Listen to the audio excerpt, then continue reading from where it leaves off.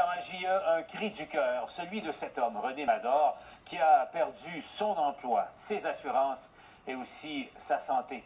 Et il se sent non seulement abandonné, mais carrément trahi par son ancien employeur.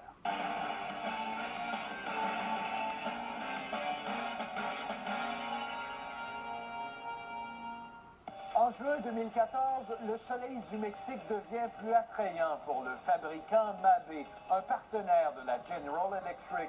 Près de 1000 travailleurs québécois encaissent le coup et perdent leur emploi dans l'est de Montréal. Une dernière journée de travail pour les employés d'une compagnie d'électroménager de Montréal. L'usine de sécheuse Mabé, située dans l'est de l'île, ferme ses portes, laissant 737 travailleurs sans emploi. En décembre, TVA vous présentait René Mador, qui a consacré 35 ans de sa vie à Mabé. Il venait tout juste de recevoir un diagnostic de cancer incurable.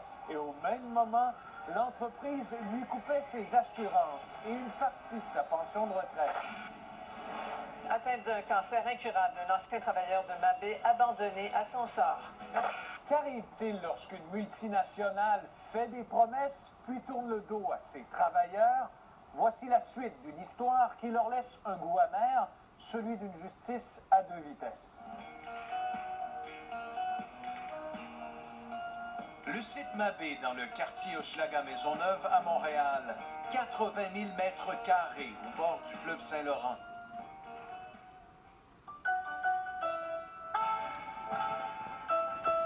L'usine a fait travailler et nourri des générations de Québécois depuis la Seconde Guerre mondiale, à l'époque où l'armée canadienne y assemblait ses chars d'assaut. En 1948, autour de la Compagnie Générale Électrique du Canada d'y produire ses électroménagers. Et jusqu'à l'été dernier, on y fabriquait toujours des sécheuses et des lave-vaisselle distribuées partout en Amérique sous l'étiquette Mabé. Believe in a better future. Croire en un avenir meilleur, c'est le slogan officiel de la multinationale. Mais de quel avenir nous parle-t-on?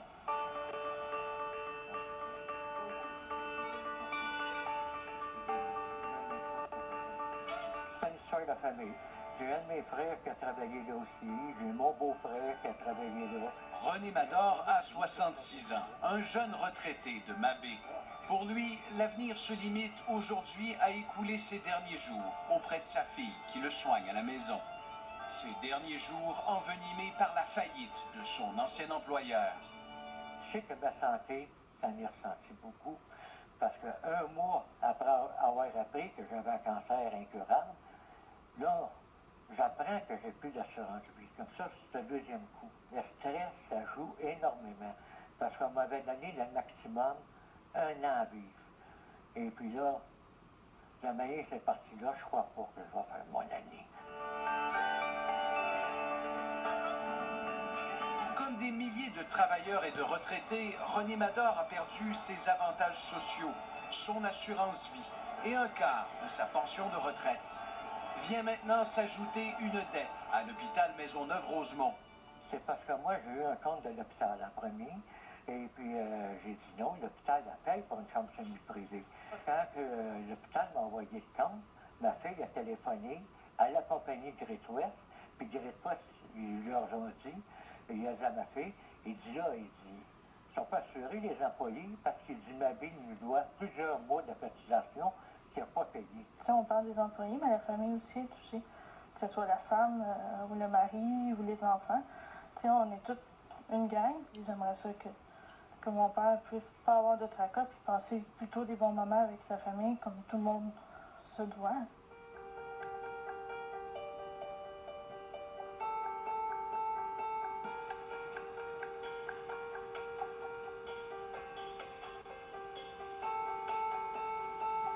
Malheureusement, il y a d'autres travailleurs qui se retrouvent dans la même situation de M. Mador, des gens de longue date de l'usine qui ont pris leur retraite bien méritée avec des promesses de l'employeur et se retrouvent aujourd'hui devant rien.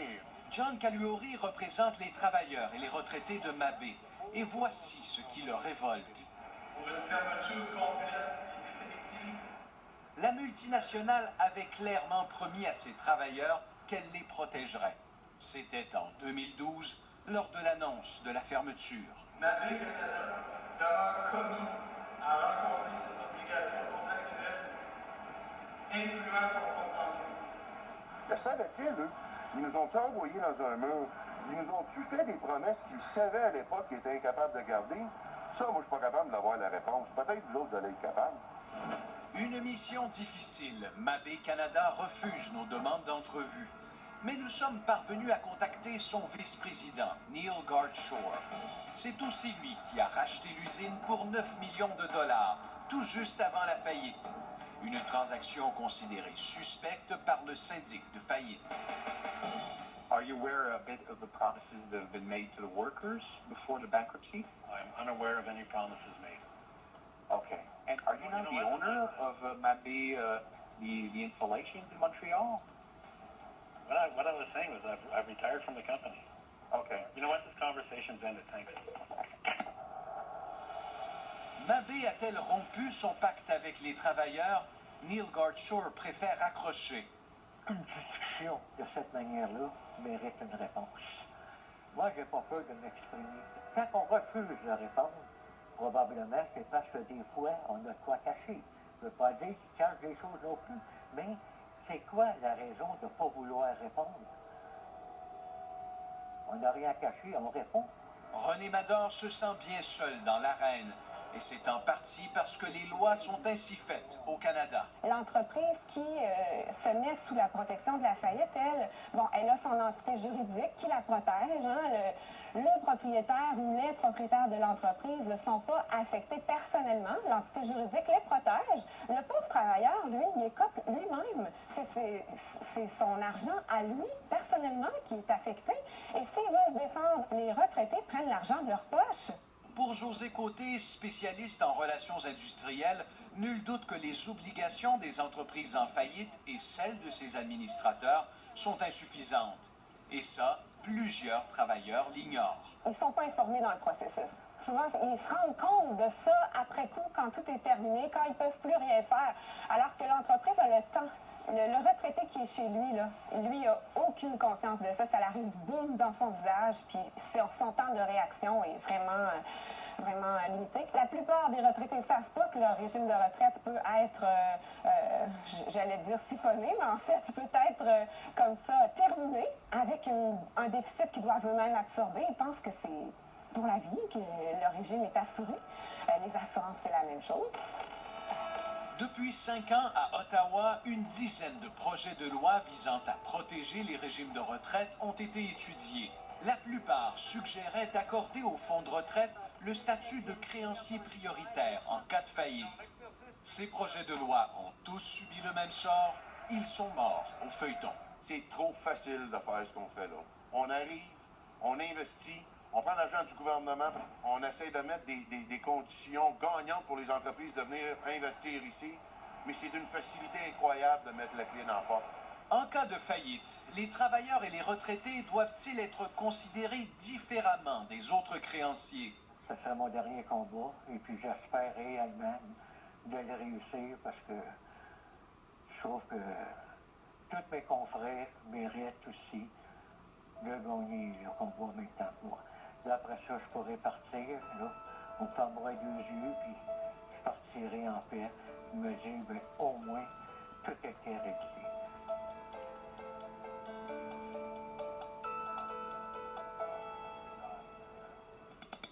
Et Pierre-Olivier, on vient tout juste d'avoir des nouvelles de M. Mador. Oui, Paul, je lui ai parlé pas plus tard que ce matin et évidemment, sa santé se détériore. Mais la famille Mador espère que cet ultime cri du cœur sera entendu par les gouvernements pour que des mesures de protection supplémentaires soient adoptées pour les travailleurs et pour les retraités.